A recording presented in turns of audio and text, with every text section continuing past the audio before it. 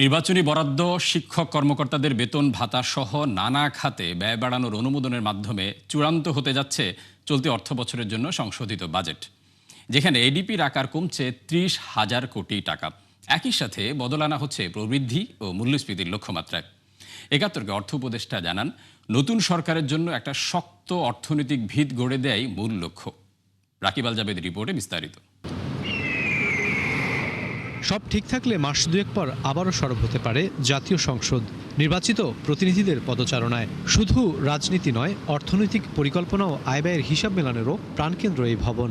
যদিও ভিন্ন এক প্রেক্ষাপটে রীতির বাইরে গিয়ে সবশেষ বাজেটটি দেয়া হয় সংসদের বাইরে থেকে। তবে মাস ছয়েক না যেতেই বড় ধরনের সংশোধন আসতে যাচ্ছে অন্তর্বর্তী সরকারের আর্থিক পরিকল্পনায়। যেমন প্রকল্প বাস্তবায়নের অবস্থা ও অর্থসংস্থানের বিচারে ৩০,০০০ কোটি টাকা কমিয়ে ২ লাখ কোটিতে নামানো হচ্ছে উন্নয়ন কর্মসূচির আকার। সেই সাথে ৫.৫% থেকে কমিয়ে ৫-এ নামানো হচ্ছে প্রবৃদ্ধির লক্ষ্য। আর মূল্যস্ফীতি কাঙ্ক্ষিত হারে না কমায় সেই লক্ষ্যমাত্রা বাড়িয়ে ধরা হচ্ছে ৭%। একাত্তরকে এসব তথ্য জানান অর্থ উপদেষ্টা ডক্টর সালেহ উদ্দিন আহমেদ। আমরা যে বাজেটটা এখন করেছি, এটা রিভাইজ করছি, এটা কিন্তু মোটামুটি আমাদের বরং কিছু কিছু জায়গায় আমরা কিছুটা এক্সামিশন, কিছুটা, যেমন আমার এখন রিসেন্টলি জ্বালানি এত বেড়েছে, সেটার জন্য আবার সে ইন্টারন্যাশনাল প্রাইসে আবার ডোমেস্টিক কিছু বেড়েছে। আমার রিসেন্টলি আমরা ক্যালকুলেট করে আমি আমার ওই ইস্যুটা বাড়িয়ে দিয়েছি, ভর্তুকিটা জ্বালানি বেশ একটা বড় অঙ্কে ভর্তুকিটা বাড়াচ্ছি, কারণ আমরা ওই জ্বালানিটা বারবার বেশি প্রাইস বাড়াতে চাচ্ছি না। বাজেট সংশোধনে এবার বড় গুরুত্ব পাচ্ছে নির্বাচনী ব্যয়, কারণ একই সাথে গণভোটের আয়োজন থাকায় কিছুটা বাড়তি বরাদ্দ রাখতে হচ্ছে সরকারকে। সেই সাথে কয়েকটি খাতে ভাতা বৃদ্ধি, নির্বাচনী সরঞ্জাম কেনা, গাড়ি ও নিরাপত্তা সামগ্রীর পেছনে ব্যয় বাড়ছে সরকারের, যা যোগ হচ্ছে পরিচালন ব্যয় গিয়ে। তাই উন্নয়ন কর্মসূচির আকার কমলেও ছোট করা যাচ্ছে না মোট ব্যয়, বরং শেষ পর্যন্ত তা বাড়তে পারে আরও খানিকটা। তবে বাস্তবতা আমলে না নিয়ে কেবল আইএমএফের চাপে ৫৫,০০০ কোটি টাকা রাজস্ব লক্ষ্যমাত্রা বাড়ানো নিয়ে জুৎসই কোনো ব্যাখ্যা দিতে পারেননি সালেহ উদ্দিন আহমেদ। ওরা আমাদের সাথে আলাপ করে আমরা বলেছি, ওরা তোমরা একটু অ্যাটলিস্ট একটা টার্গেট আর চ্যালেঞ্জ হিসেবে নাও, কারণ এইটাই হলো সবচেয়ে তোমাদের বড় ইন্ডিকেটর, আর বাকিগুলো ইন্ডিকেটর তো আমরা ইস্যু করছি। এটা না করলে কিন্তু লোকজন, ব্যবসায়ীরা কিন্তু ইস্যু করবে না।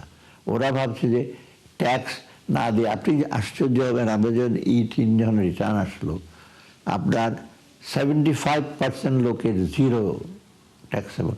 অথচ আপনি চিন্তা করেন, কেউ কি 3 লাখ টাকার কমে? সবাইকে 3 লাখ টাকার কমে? সবাই রিপোর্ট দিয়েছে আমার আয় 3 লাখ টাকার কমে, আমার এনবিএসি। স্যার আশ্চর্য।